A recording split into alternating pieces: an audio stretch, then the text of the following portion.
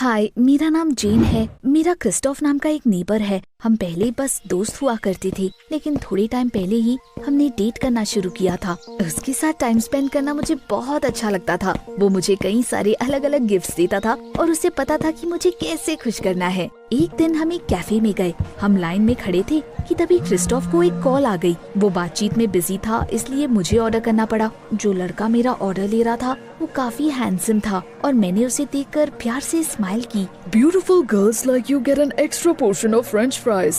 जैसे ही मैं उससे वो लेने वाली थी, क्रिस्टोफ वापस आ गया। इसकी कोई जरूरत नहीं है। उसने हमारा ऑर्डर लिया और मेरा हाथ खींचकर मुझे अपने साथ ले जाने लगा। कैफे से निकलने के बाद उसने मुझे गुस्से से देखा। क्या तुम सबके साथ ऐसे ही फ्लर्ट करती हो? That was nonsense. मुझे समझ नहीं आ रहा था कि वो किस बात पर इतना गुस्सा है। Was he really freaking out over some fries? अगले दिन मेरी फ्रेंड बेकी ने मुझे पार्क में वॉक के लिए बुलाया। तैयार होते वक्त मेरे पास क्रिस्टोफ की कॉल आई। हमने थोड़ी देर तक चैट की और मैंने उसे हमारे प्लान्स के बारे में बता दिया। Damn, I wished I hadn't done that. घर से निकलते ही क्रिस्टोफ ने मुझे कॉल करना शुरू कर दिया। वो मुझसे पूछने लगा कि मैं कहाँ जा रही हूँ, मेरे बगल में कौन है और बेकी और मैं किस पार्क में जाने वाले हैं। मैं इन सबसे इतना तंग आ गई थी कि मैंने अपना फोन बंद ही कर दिया। एक बार को मुझे पेड़ों के बीच किसी की परछाई दिखाई दी। Was that really Christophe? शायद मुझे कोई गलतफहमी हो गई थी। वो यहाँ क्यों आएगा? बेकी और मैं पार्क में घूम रहे थे कि तभी अचानक हमें पास में एक शो दिखाई दिया। उसमें एनिमेटर्स परफॉर्म कर रहे थे। उनमें से एक हमारे पास आया। उसने एक स्टूपिड सा कॉस्ट्यूम पहना हुआ था और बहुत ही वियर्ड लग रहा था। वो हमारे आसपास ही घूम रहा था और हमें घूरे जा रहा था। मुझसे रहा नहीं गया, इसलिए मैंने उससे पूछ लिया, डिड यू वांट समथिंग? वो एनिमेटर न जाने क्या बड़बड़ाया, लेकिन उतने से ही मैं उसकी आवाज पहचान गई। It couldn't be। मैंने उसके पास जाकर एक झटके में उसका मास्क हटा दिया। क्रिस्टोफ उसके पीछे छुपा हुआ था। What the hell was he doing? क्या तुम मेरा पीछा कर रहे हो? क्रिस्टोफ ने कहा कि उसे बस मेरी फिक्र हो रही थी और वो मुझे अकेला नहीं छोड़ना चाहता था। That was crazy। हमारी थोड़ी लड़ाई हो गई, लेकिन फिर उसने मुझे मना लिया। क्रिस्टोफ ने वादा किया कि वो अब से ऐसा कुछ भी नहीं करेगा। बेकी और मुझे ज्यादा टाइम एक साथ स्पेंड करने को नहीं मिला, इसलिए हमने अगले दिन दोबारा मिलने का प्लान बनाया। जब मैं तैयार हो रही थी तभी क्रिस्टोफ ने मुझे वापस कॉल किया। उसने मुझसे पूछा कि मैं बिजी तो नहीं हूँ और मुझे वॉक पर चलने के लिए बोला। I got a sense of deja vu. मैंने उसे कहा कि मैं ऑलरेडी बेकी के साथ प्लान बना चुकी हूँ और उसे बाद में मिलने के लिए बोला। मुझसे ज्यादा टाइम तो तुम उसके साथ स्पेंड करती हो। क्या वो तुम्हारे लिए ज्यादा इम्पोर्टेंट है? मैंने उससे बोल दिया कि वो मुझे उन दोनों में से किसी एक को चुनने के लिए नहीं बोल सकता, लेकिन उसने बीच में ही फोन काट दिया। उसकी वजह से मेरा पूरा मूड ऑफ हो गया। जब बेकी और मैं वॉक पर गए तो मैंने उसे क्रिस्टोफ के साथ मेरी बातचीत के बारे में बताया। उसने मुझसे कहा कि मुझे उससे ब्रेकअप कर लेना चाहिए। तुम लोग ज्यादा टाइम से तो डेट नहीं कर रहे हो। अगर अभी ये हाल है तो पता नहीं आगे चलकर क्या होगा। ये ख्याल तो मेरे भी दिमाग में आया, लेकिन फिर भी मैं हेजिटेट कर रही थी। मे बी सब कुछ ठीक हो जाए। अगले दिन क्रिस्टोफ ने मुझे वापस कॉल किया। मैं उसका फोन उठाना नहीं चाहती थी, लेकिन फिर आखिर में मैंने उठा लिया। मुझे लगा कि वो फिर से कोई बेवकूफी वाली बात करेगा, लेकिन इस बार उसने मुझे हैरान कर दिया। उसने अपनी गलती मानी और कहा कि हम दोनों को बेकी के साथ वॉक पर चलना चाहिए। मैं बहुत खुश थी और मैंने उसे तुरंत कॉल कर दिया। हम एक अम्यूजमेंट पार्क गए। वहाँ टिकट्स के लिए लंबी लाइन थी और बहुत गर्मी हो रही थी। क्रिस्टोफ और बेकी आइसक्रीम लेने के लिए चले गए। जब वो दोनों वापस आए तो पता नहीं क्यों क्रिस्टोफ का मुंह बना हुआ था। जब हम अगली राइड पर गए तब वो थोड़ा टेंस लग रहा था। अम्यूजमेंट पार्क से निकलने के बाद मुझसे रहा नहीं गया, इसलिए मैंने साइड में ले जाकर उससे पूछा कि आखिर बात क्या है। समझ नहीं आता कि मैं तुमसे कैसे कहूँ, but Becky was hitting on me. उसने मुझसे कहा कि वो मुझे लाइक करती है और उसने मुझे तुम्हें डंप करने को बोला है। मुझे समझ नहीं आ रहा था कि मैं कैसे रिएक्ट करूँ और इसीलिए मैं अपनी जगह से हिल भी नहीं पा रही थी। This was insane. बेकी तो मेरी बेस्ट फ्रेंड थी, वो मेरे साथ ऐसा नहीं कर सकती। लेकिन क्रिस्टोफ क्यों झूठ बोलेगा? मुझे याद आया, एक दिन पहले बेकी ने मुझसे उसे ब्रेकअप करने के लिए बोला था। जब मैंने उसे इस बारे में पूछा तो वो हैरान हो गई। उसने कहा कि उसने वैसा कुछ भी नहीं बोला और क्रिस्टोफ बस कहानियां बना रहा है। मुझे समझ नहीं आ रहा था कि मैं किस पर यकीन करूं, इसलिए मैं परेशान होकर घर वापस चली गई। मेरे पेरेंट्स ने ये नोटिस किया और मुझसे पूछा कि क्या हुआ है। मैं उन्हें इसके बारे में बताना तो नहीं चाहती थी, इसलिए मैंने उनसे कह दिया कि मेरा अपने बॉयफ्रेंड के साथ झगड़ा हुआ है। Really? लेकिन क्रिस्टोफ तो बहुत ही अच्छा लड़का है। बाय द वे, मैं आपको बताना भूल गई, मेरे पेरेंट्स को वो बहुत पसंद था। हम एक साथ बड़े हुए थे, इसीलिए वो उसे बचपन से जानते थे। मैं मॉम की बात नहीं सुनना चाहती थी, इसीलिए मैं तुरंत वापस अपने रूम में चली गई। अगले दिन क्रिस्टोफ ने मुझे अपने घर बुलाया। जब मैं वहाँ पर पहुँची तो उसने ऑलरेडी टेबल सेट कर रखा था। उसने खाना ऑर्डर किया और वेज में फूलों का एक बड़ा सा बुके भी रखा। Wow, this was really beautiful. उस दिन क्रिस्टोफ परफेक्ट जेंटलमैन की तरह एक्ट कर रहा था। लेकिन फिर मैं टॉयलेट गई थी और जब मैं वापस आई तो देखा कि उसने मेरा फोन ले रखा था। वो मेरा सोशल मीडिया खोलकर मेरे चैट्स पढ़ रहा था। मुझे बहुत गुस्सा आया। Don't you trust me at all. हमारी फिर से लड़ाई हो गई। मैं खुद को शांत करने के लिए बाहर बालकनी में आ गई। काश मैंने ऐसा नहीं किया होता, क्योंकि वहाँ पर मैंने कुछ ऐसा देखा जिससे मेरे होश उड़ गए। उसकी बालकनी पर एक टेलीस्कोप रखा हुआ था और उसका मुंह मेरे घर की तरफ था। मेरे पास बोलने को शब्द ही नहीं थे। उस वक्त मुझे पता चला कि क्रिस्टोफ हर वक्त मेरे ऊपर नजर रखता था। उसकी वजह से हमारी बहुत लड़ाई हुई। तुम मुझे पागल कर रहे हो। You are being so paranoid. मेरा दिमाग खराब हो गया और मैं वहाँ से चली गई। उसके बाद मैंने बेकी को कॉल करके उसे मिलने के लिए बुलाया ताकि हम बात कर सके। वो बिजी थी, इसीलिए हम अगले दिन मिल पाए। हम उसी कैफे में गए जहाँ पर थोड़े टाइम पहले मैं क्रिस्टोफ के साथ गई थी। मैंने उसे अपनी सारी बात बताई और अब मुझे बेकी पर यकीन था। क्रिस्टोफ ने मुझसे इसीलिए झूठ बोला था ताकि मेरी और बेकी की लड़ाई हो जाए। वो चाहता था कि मैं बस उसके साथ टाइम स्पेंड करूं। पिछले कुछ दिनों में जो कुछ भी हुआ था उसकी वजह से मैं सोच में पड़ गई थी। मैंने सोच लिया था कि अब मैं उसके साथ ब्रेकअप कर रहूंगी, लेकिन मुझे अभी भी थोड़ी सी हिचकिचाहट हो रही थी। हम बहुत लंबे टाइम से एक दूसरे को जानते थे। जब तक हमने डेट करना शुरू नहीं किया था तब तक तो सब ठीक था। At some point, a drone came over to our table and hovered over us. शुरू में हमने उस पर ध्यान नहीं दिया, लेकिन वो वैसे ही हमारे सर के ऊपर मंडराए जा रहा था और वहाँ से जाने का नाम ही नहीं ले रहा था। इसीलिए हम परेशान हो गए। हमें लगा किसी बच्चे की ये शरारत है और इसीलिए हम प्ले एरिया में चले गए। आपको यकीन नहीं होगा कि हमें वहाँ पर कौन दिखा। क्रिस्टोफ अपने हाथ में रिमोट कंट्रोल के साथ बच्चों के पीछे छिपा हुआ था। वो ड्रोन के कैमरा से मेरे ऊपर नजर रख रहा था। इस बार उसने हद पार कर दी थी। That was it. We are done. मैं अपना बैग लेने के लिए वापस टेबल पर गई। बेकी और मैं अभी कैफे से निकले ही थे कि तभी क्रिस्टोफ दौड़ता हुआ हमारे पास आ गया। He started making excuses and blaming everything on Becky again. मुझे उस पर गुस्सा आ गया और मैंने बोल दिया कि मुझे उससे ब्रेकअप करना है। और पता है क्या, क्रिस्टोफ को यकीन नहीं हुआ कि मैं सीरियस हूँ। What an idiot! For your information, I already have another boyfriend. Christophe ने फिर भी मेरा यकीन नहीं किया और दांत दिखाने लगा। अगर तुम सच बोल रही हो तो मुझे दिखाओ, कौन है वो?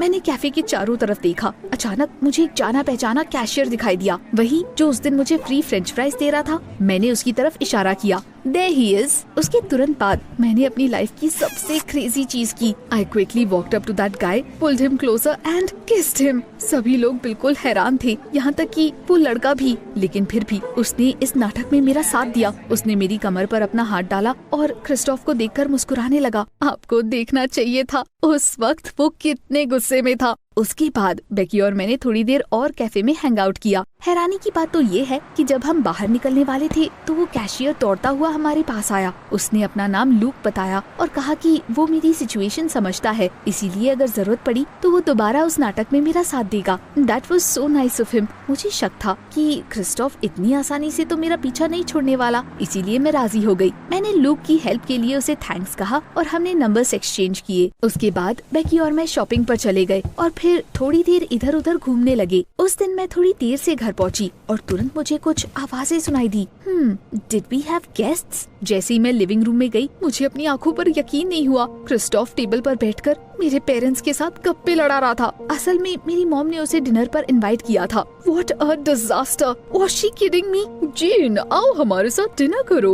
Of course, मैं उनके साथ डिनर नहीं करने वाली थी। मैंने कहा कि मैं क्रिस्टोफ से बिल्कुल भी बात नहीं करना चाहती और हमारा ब्रेकअप हो चुका है। इससे पहले कि मॉम कुछ बोलती, मैं तुरंत अपने रूम में चली गई। बाद में वो मेरे पास आकर फिर से क्रिस्टोफ के बारे में बात करने लगी। उन्होंने मुझे याद दिलाया कि वो कितना अच्छा है, मुझसे कितना प्यार करता है और न जाने क्या क्या। मुझे उनकी बातों से इरिटेशन हो रही थी। I told her he was clingy and paranoid. बेटा, वो बस तुम्हारी केयर करता है। मॉम से बहस करना बेकार था, इसलिए मैंने उन्हें बोल दिया कि मैं सोने जा रही हूँ। सुबह सुबह लूक ने मुझे कॉल किया और हमने मिलने का प्लान बनाया। जब वो मुझे पिक करने आया तो वो अपने साथ फूलों का एक बुके लेकर आया। हम बहुत ज्यादा दूर नहीं गए ताकि क्रिस्टोफ हमें एक साथ देख सके। उसे समझने की जरूरत थी कि अब मैं उसके साथ नहीं रहना चाहती। घर आने पर मुझे पता चला कि मॉम ने हमें एक साथ देख लिया था। उन्होंने तुरंत मुझसे पूछना शुरू कर दिया कि लूक कौन है। I started started singing his praises. मैंने उनसे कहा कि वो बहुत स्मार्ट और अच्छा है। साथ ही मैंने उन्हें समझाने की कोशिश की कि वो क्रिस्टोफ से 100 गुना बेटर है। फिर भी मॉम को मेरा यकीन नहीं हुआ, लेकिन उन्होंने कुछ बोला नहीं। अगले दिन उन्होंने मुझे शॉपिंग पर चलने के लिए बोला। जैसे ही हम मॉल में पहुँचे, तुरंत क्रिस्टोफ मुझे दिखाई दिया। वो भी अपनी मॉम के साथ शॉपिंग पर आया हुआ था। Oh wow, didn't expect to see you here. Oh please, मेरी मॉम को बिल्कुल भी झूठ बोलना नहीं आता। उन्होंने जानबूझकर मुझे फंसाया था, लेकिन मैं भी कम नहीं थी। मैंने चोरी से लूक को मैसेज कर दिया। उस दिन उसकी छुट्टी थी, इसीलिए वो जल्दी ही आ गया। Our moms turned away for a sec and I quickly left him. शायद क्रिस्टोफ ने हमें जाते हुए देख लिया था, लेकिन ये तो और भी अच्छा था। मैं उसे दिखाना चाहती थी कि मैंने दूसरा बॉयफ्रेंड बना लिया है। लूक और मैं सोचने लगे कि आखिर हमें क्या करना चाहिए। मैंने उसे पूल में चलने के लिए कहा, लेकिन उसने मुझे बताया कि उसे स्विमिंग नहीं आती। फिर भी वो मेरे साथ चलने को राजी हो गया। हमें बहुत मजा आया। लूक मुझे स्विम सूट में देखकर बहुत खुश लग रहा था। It was very flattering. Swimming के बाद मैं पूल से बाहर आ गई। हम अभी बातें कर ही रहे थे कि तभी अचानक मुझे पानी में एक आदमी दिखाई दिया। जब मैंने ध्यान से देखा तो मैं दंग रह गई। It was Christophe. वो हमारे ऊपर नजर रख रहा था और हमें घूरा जा रहा था। What an idiot! क्या उसे सच में ऐसा लग रहा था कि मैं उसे देख नहीं पाऊंगी? The water was transparent. Look भी उसे देखकर हैरान हो गया। फिर उसने अचानक मुझे गले लगा लिया और किस करने लगा। क्रिस्टोफ पानी के ऊपर आ गया और फिर दौड़कर हमारे पास आया। लूक को धक्का मारा और मुझे दूर कर दिया। मैं डर गई थी, लेकिन लूक उससे भिड़ गया और उससे कहा कि वो मुझे अकेला छोड़ दे। Jane has a new boyfriend now, so leave her alone. Got it? Christophe डरा हुआ लग रहा था और उसने तुरंत हमें सर हिलाना शुरू कर दिया। लूक ने उसे जाने दिया और फिर हम वहाँ से निकल गए। घर वापस आते वक्त मैंने उससे पूछा कि उसने मुझे आखिर किस क्यों किया था। Was it just a kiss for show? Actually, it wasn't. सच कहूँ तो मैं तुम्हें बहुत टाइम से पसंद करता हूँ। उसकी बात सुनकर मेरे पेट में गुदगुदी होने लगी। उस दिन से हमने सच में डेट करना शुरू कर दिया। एक दिन मैंने उसे अपने घर बुलाया। मॉम अभी भी मुझसे मॉल से उस तरह जाने के लिए नाराज थी, इसलिए उन्होंने सोच लिया था कि वो लूक को बिल्कुल भी लाइक नहीं करेंगी। लेकिन वो इतना स्वीट और चार्मिंग था कि उसने तुरंत उनका दिल जीत लिया। Just imagine, he even found a common language with my dad. सब सही चल रहा था। क्रिस्टोफ भी अब मुझे तंग नहीं करता था, इसलिए मैं काफी खुश थी। लूक और मेरी लाइफ काफी अच्छी चल रही थी। लेकिन फिर एक दिन मैं उसे सरप्राइज देने के लिए बिना बताए उसके कैफे चली गई। मैंने देखा कि वो एंट्रेंस के पास किसी लड़की से आर्ग्यू कर रहा था। जब मैं थोड़ा और करीब पहुंची तो वो तुरंत मुझे खींचकर अंदर ले गया। वो लड़की कौन थी? लूक ने मुझे टाल दिया। I don't know. She must have mistaken me for someone else. मैंने इस बारे में ज्यादा नहीं सोचा और जल्दी ही वो इंसिडेंट भूल भी गई। एक दिन लूक मुझे घर पर छोड़ने आया और तभी अचानक क्रिस्टोफ हमारे पास आ गया।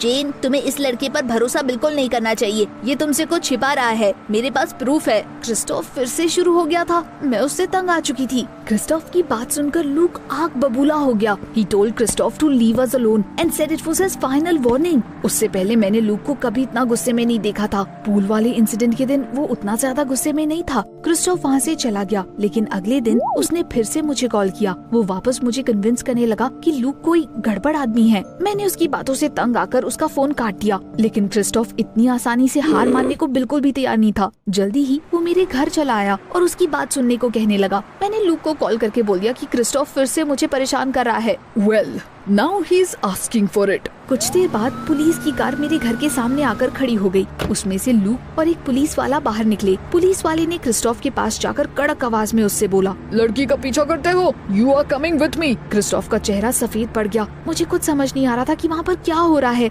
लूक ने ये कैसे किया? ऑफ कोर्स क्रिस्टोफ मुझे तंग करता था, लेकिन उसने मेरे साथ कुछ भी बुरा नहीं किया था। मुझे नहीं लगा था कि मुझे परेशान करने के लिए उसे अरेस्ट किया जा सकता है। बट उस कॉप ने क्रिस्टोफ को इतना ज्यादा डरा दिया कि क्या बताऊं। अचानक क्रिस्टोफ ने पुलिस वाले के सामने गिड़गिड़ाना शुरू कर दिया कि वो उसे जाने दे और वादा किया कि अब से वो मेरा पीछा नहीं करेगा। ठीक है, लेकिन अगर ऐसा दोबारा हुआ तो मैं तुम्हें अपने साथ पुलिस स्टेशन ले जाऊंगा। क्रिस्टोफ के जाने के बाद अचानक वो पुलिस वाला और लूक जोर जोर से हंसने लगे। मैंने हैरानी से उनको देखा। लूक ने मुझे बताया कि वो कॉप एक्चुअली उसके अंकल थे। उसने बस उनकी हेल्प मांगी थी। वाओ, क्रिस्टोफ का डरा हुआ चेहरा याद करके मेरी तो हंसी छूट गई। उस इंसिडेंट के बाद फाइनली उसने मुझे अकेला छोड़ दिया। नेबर्स होने के बावजूद कभी रास्ते में भी हमारा आमना सामना नहीं हुआ। मुझे लगा कि अब सब कुछ सही हो गया था, लेकिन तभी एक नई प्रॉब्लम शुरू हो गई। लूक बहुत वियर्ड हो गया था। उसके फोन पर हमेशा किसी की कॉल आती रहती थी, लेकिन वो फोन उठाता नहीं था। One day I saw him get a gift at work. उसने उसे खोले बिना ही कचड़े के डब्बे में डाल दिया।